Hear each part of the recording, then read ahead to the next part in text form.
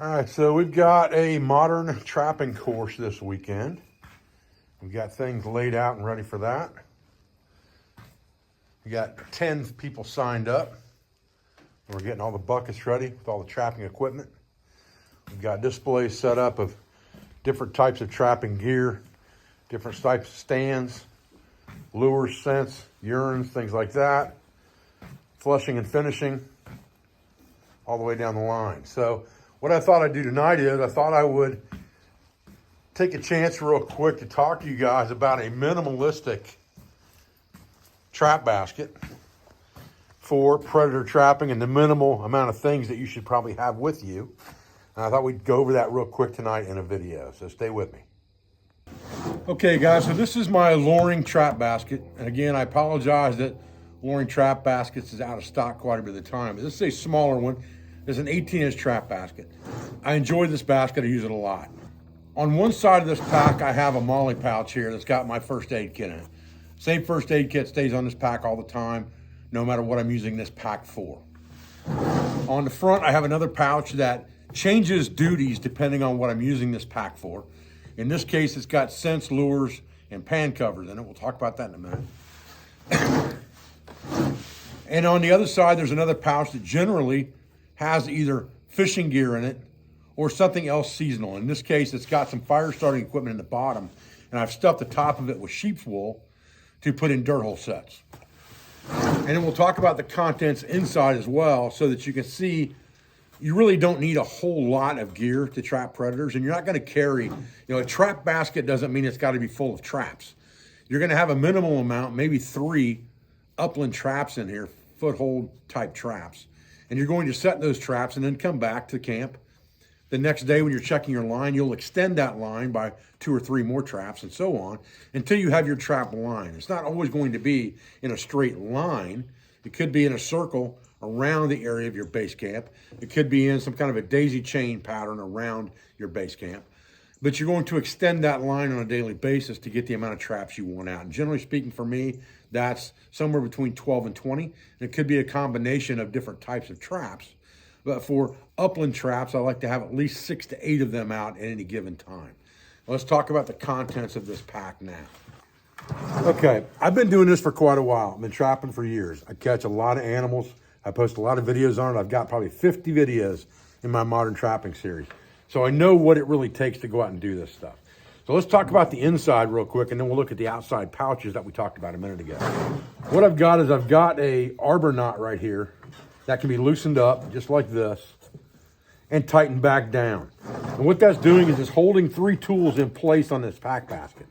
The first one is a hole punch, and this is for punching a dirt hole into the ground at an angle to put your lure or your bait into to arouse the animal's curiosity. I have an earth anchor setter here, which is made to drive an earth anchor into the ground so that the animal can't walk away with the trap. We'll talk about that in a minute.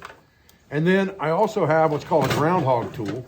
And this is really kind of your multifunctional tool for the trap line. It's a hammer, it's a digging tool, and it's also a hole digging tool if you choose to use it for that, or a shovel, small shovel. And you can use this in lieu of carrying a dirt hole punch if you want to. However, where I live, the ground's really, really hard.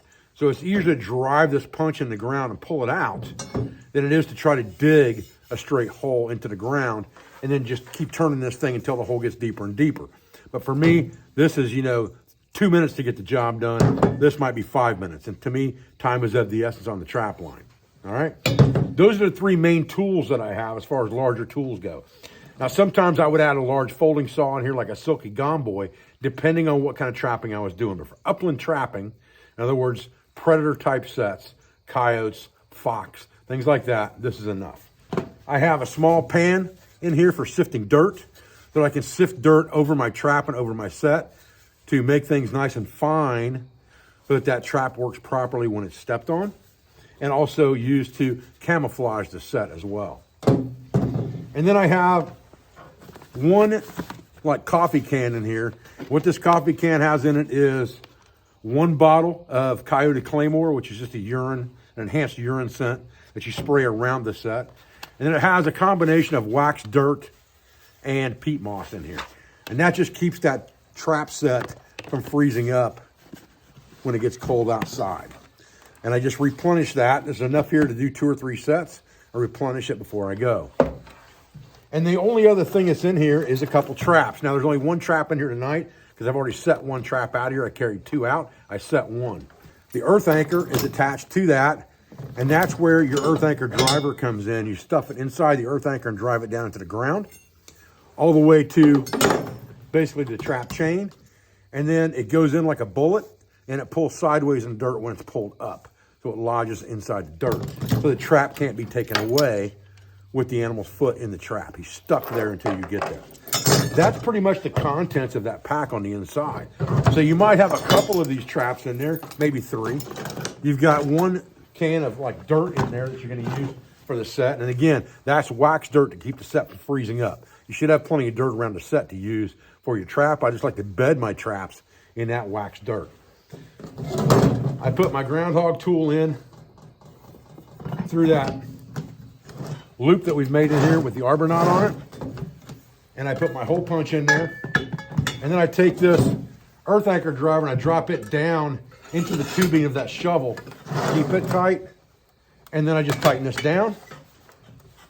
And it's good to go. That keeps anything from rattling around while I'm walking. And just drop the pan in the back side. Now I'm set. The front side of this. In this pouch, it's real simple. There's another bottle of straight red fox urine. There's a skunk long distance call lure. And there are 2 gland lures in here for coyotes.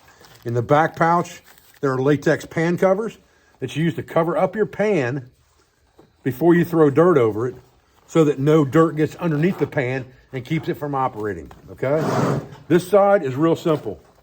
I've got a bundle of sheep's wool in here, and at the bottom of this thing, I have a lighter that's in a rubber cover, an Exotac, and some Mini Inferno, in case I absolutely need to start a fire for some reason in an emergency. I've got that, but mainly this is for my sheep's wool that goes down inside my dirt hole sets to hold my lure that I put on it. So I'll dump the lure on that, shove it down in the bottom of the hole.